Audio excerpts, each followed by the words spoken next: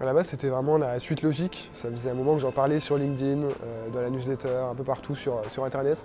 Juste le freelancing. J'ai commencé à mettre des mots dessus en 2021 et je me suis dit il faut aller plus loin. Il faut créer un média autour de ça.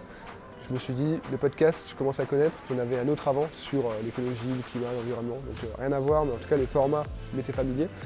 Je me suis dit que le bon moment pour le lancer, ce serait une fois qu'il y aura déjà une petite communauté qui comprennent à peu près de quoi il s'agit, qui me suivent un peu dans cette idée-là.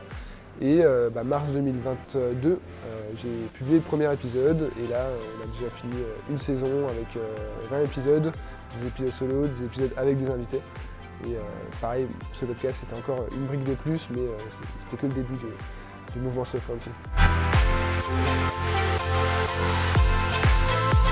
C'est pas vaste question.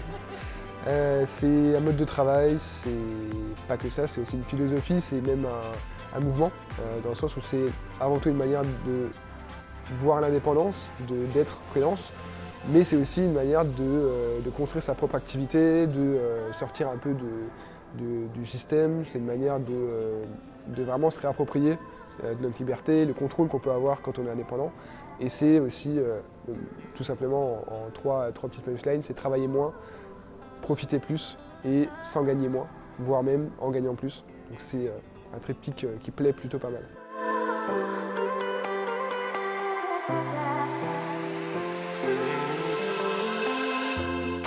C'est-à-dire que quand on est indépendant, pour moi, il n'y a aucun autre statut qui apporte autant d'indépendance, de liberté, d'autonomie. Ça, c'est un fait. Quand on est entrepreneur, quand on est salarié ou autre, on n'a pas cette liberté-là.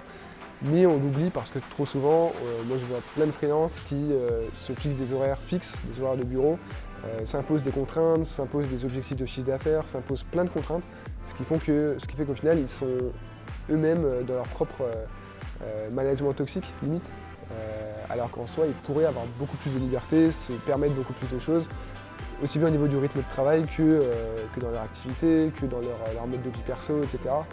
Et voilà, du coup, c'est pour ça que j'ai envie de le rappeler aux indépendants, qu'ils ont souvent plus de liberté qu'ils en ont conscience, alors qu'à la base, quand on se lance en indépendant, c'est parce qu'on veut souvent avoir plus de pouvoir choisir, pouvoir vivre comme on veut, pouvoir travailler comme on veut.